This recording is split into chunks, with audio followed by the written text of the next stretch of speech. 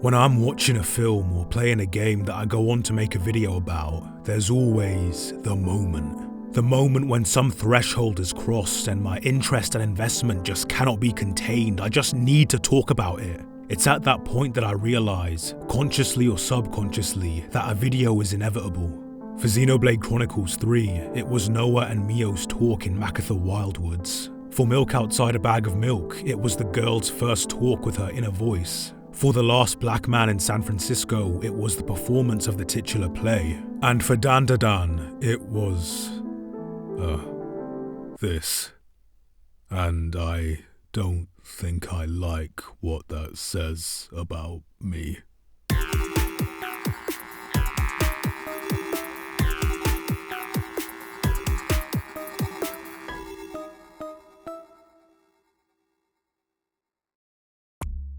Dandadan is one of those things where I see it, instantly clock that I'll probably get something out of it, and then go out of my way to avoid nearly everything about it so I can go into it completely blind. It's a strategy that's led to some really enjoyable media experiences in the past, and I had hoped the same would apply to Dandadan.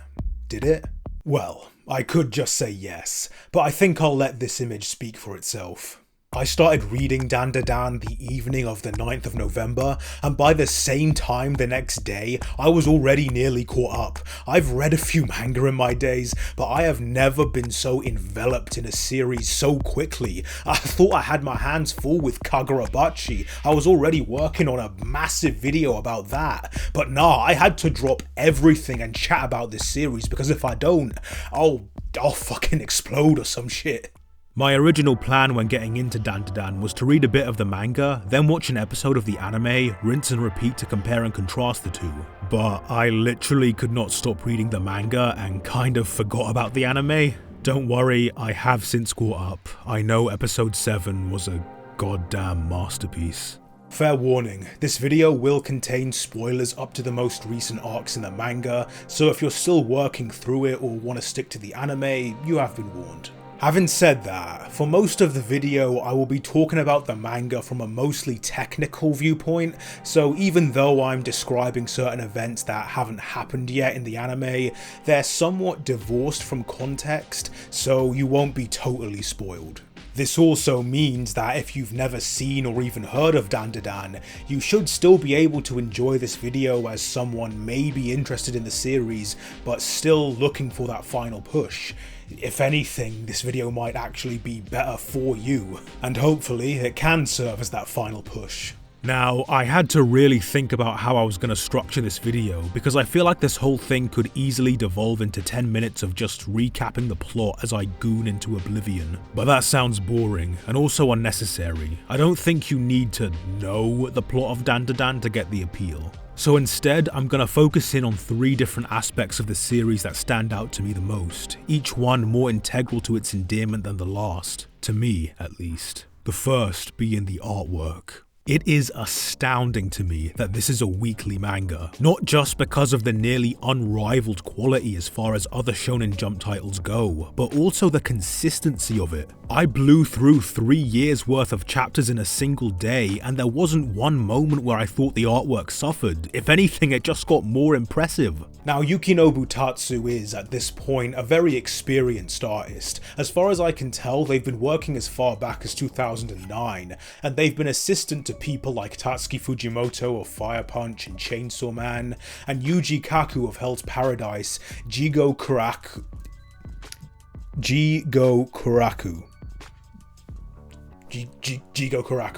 I've also seen suggestions that they actually do chapters several weeks or months ahead of schedule. No idea if any of that is actually provable or not. But even taking into account all that, this has to be one of the best drawn manga I've ever seen, let alone among those that are presently running. A great thing Tatsu likes to do is have these semi-double spreads, where the top half of the page is dominated by some insane action that's going on, with more detailed reactions and comments from the characters happening in the bottom half. It's a nice way of drawing focus to some really cool shit while also not having it stop the pace of whatever's happening around it. But don't worry, these aren't used as a substitute for full double spreads because, good lord, the Space Globalists arc in particular is full to bursting with spreads. Reading the whole thing in one go, it almost feels like there's one every chapter. And it's not just the technical skill, it's the insane action, perspective and scale with each one that makes it so great, which ties in nicely to the next thing I want to talk about, scale and escalation. Not since Fire Punch have I read a manga that just floored me with the insane places it went, which again, considering Tatsu's history, probably shouldn't be a surprise. It's actually hilarious watching the anime now and seeing how comparatively small it is. It's just Okarun and Momo fighting one spirit, fighting one alien. Ah, those were the days. I think there's actually a pretty steady escalation for the first couple of arcs. New characters are gradually introduced and the scale of threats grows in scope, going from street level to building to whole towns. Things start to settle into a steady rhythm, which is then absolutely destroyed when a kaiju suddenly appears from nowhere, leading to a Gridman-esque mecha brawl before revealing that the kaiju is in fact an alien, leading to the invasion of Earth by intergalactic warlords, all the while Momo is being pursued by one of the most powerful and terrifying yokai on the planet. The Space Globalists arc literally had me laughing in disbelief every chapter as newer, more ridiculously powerful antagonists were introduced, older ones returned as allies, and the protagonists pushed themselves to achieve heights that would have been unimaginable just 30 chapters ago.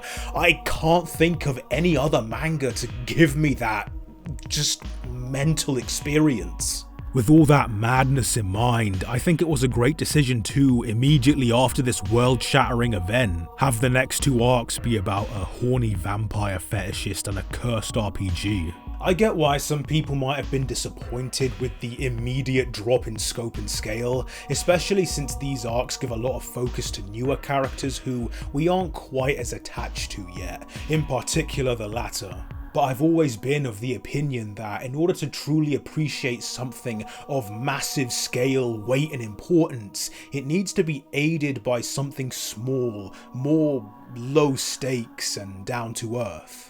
You can't have Steins Gate's mind-breaking time travel and psychological horror without the slow conspiracy building and slice of life cringe otaku shenanigans in the first half of the show to make you give a shit about these nerds, turds and pervs in the first place. Similarly, by reducing the scale and focus after the Space Globalists arc, it gives us more time to set things up and soak in these characters, reconnecting with them in a more comparatively neutral setting, giving us time to recharge before the inevitable escalation into madness, which brings me to the third and final thing about Dandadan I want to highlight, its characters.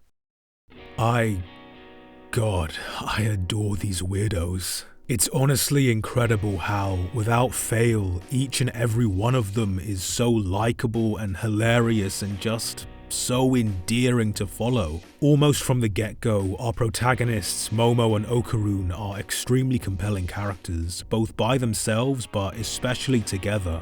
Seeing their relationship slowly growing more and more intimate as they gradually become closer over the course of the story, to the point that they're basically already dating. It's one of the biggest reasons I couldn't help but binge so much of the manga. And although their romance is indeed a massive part of the story, given how unpredictable the rest of the plot is, I like how it's never in any doubt that these two really do love each other. The story will occasionally even throw in red herrings, like the sudden reappearance of a far more handsome and charismatic old flame, or a born sexy yesterday alien falling out of a kaiju. I told you the scale is mad. And for a while you might think you're going to get some tired forced conflict, or Okarun's going to get some harem or something, but that never happens. Any tension that does occur is usually driven by one party's insecurity, which we are very much made privy to, so it never feels aggravating, and it always leads to a clearing of the air that leaves their bond feeling more firm than ever before. But when I said every character was likable, I really wasn't joking. Shiratori, Gigi, even the testicle-stealing Turbo Granny are all introduced as obstacles, even antagonists, but all worm their way into the stable core cast of friends and allies. Shiratori especially has an incredible transformation from this seemingly one-note delusional narcissist to an emotionally intelligent, disciplined, genuine leader who really pulls through in the Space Globalists arc. And there are so many other examples of this. Evil Eye starts out as this tragic, murderous spirit who could burst out and just start slaughtering people at any moment. But by the end of this arc, he's this hilariously out-of-water child with an adorable fixation on fighting Okarun. The Serpos are introduced as this collective of creepy, rapey aliens, and as far as we know, they still are. But when one of them, Rokuro, is branded defective due to his differences and exiled, he ends up joining the side of the heroes and becomes key to their repelling of the invasion, afterwards turning to minimum wage, part-time work to help pay the bills. Even aliens can't escape the death maw of capitalism. KINTA is introduced as this dweeby, cringe neckbeard, who is probably the protagonist of a far worse version of Dandadan, and well, he's still all of that, but he can make some pretty cool robots.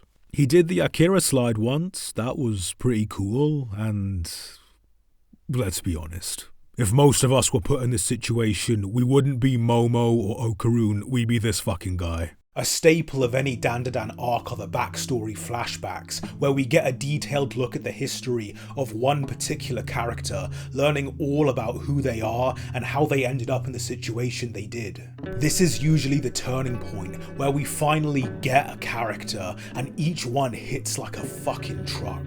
These are often some of the best examples of just impressive, technical, visual storytelling in manga, but my personal favourite has to be that of the yokai, Reiko Kashima, because all of it is just one page. Just one single page, and it tells you all you need to know about who she is and why she does what she does. It's phenomenal. A great reoccurring gag in the series is, after the end of an arc and whatever threat that cropped up has been dealt with, the characters, along with whatever new allies they've picked up, will all gather around the dinner table to share a meal. And not only is it a funny bit, the group growing to the point that Seiko has to rent out an entire restaurant to fit everyone inside, but also a really great and heartwarming way to show how many deep connections Momo and Okarun have made. Seeing everyone around the table, eating and squabbling like a family, it's like finally taking that first breath after holding it for so long. Like sinking into the sofa after an exhausting day of work. You can't help but think, look how far we've come. And at the end of every battle, it's something I'm always looking forward to. Ultimately, when I try and nail down what it is I like so much about Dandadan, I think it is those moments. No matter how bizarre or ridiculous or terrifying their battles are in scale and content, no matter what, there's always the moment of rest afterwards. That relief in seeing everyone around the table enjoying themselves, battered and bruised, but still alive. All that tension and excitement giving way to an exhausted relief as you just enjoy this time with them. I think that's what struck me about... Jesus wept. This moment. Yeah, I get how this looks, but please, just for a second, detach yourself from your post-ironic, brain-rotted brain and just listen for a sec. There's the obviously absurd and suggestive imagery, but it's the surrounding context that makes it all stand out to me. It comes off the heels of by far Momo and Okarun's most wild, intense battle yet, fighting numerous giant aliens in a flooded school. After countless brushes with death, they finally strike the killing blow and return to normal space. And with that comes this accompanying release of tension, both for the characters and the reader, as we finally think, thank God it's finally over. This giddy relief continues on to the next page as the two of them laugh at their own stupid jokes, and even though this is just one moment, having this brief time to catch your breath and sit with these guys really means a lot to me. You could have easily just gone straight from this to them realizing that they're naked in a school in broad daylight, but just making sure to have even the smallest of moments dedicated to coming down from the high. It tells me that Tatsu really cares about these characters, and as long as he does, I think I will too. Fucking hell, man. I don't know if it's an indictment of anime that I'm sitting here defending a scene like this, or if it's an indictment of the wider state of community discussion that I have to preface it with so many caveats for you to take it seriously. I don't know. We're all fucked, mate. We're all fucked. Well, regardless, I've made my case and a new chapter just dropped, so if you'll excuse me, I have some manga to read.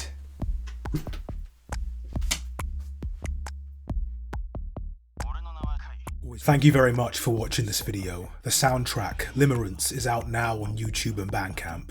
Unfortunately, I came a little close to the deadline on this one, so it might take a couple days to appear on streaming services. Follow the link in the description or pinned comment to see what it's on. I'd also like to take this chance to thank my patrons, in particular Michael Coolwood, my tier 3 patron.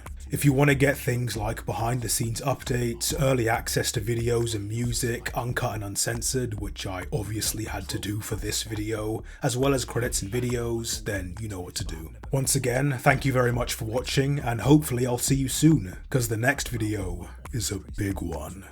Bye bye. King Kinta GIGA break. King Kinta, you're so great. King Kinta, no mistake. King Kinta, see and take. King Kinta, hate those snakes. King Kinta, love that cake. And he gon' clean his plate so hard his jaw gon' ache.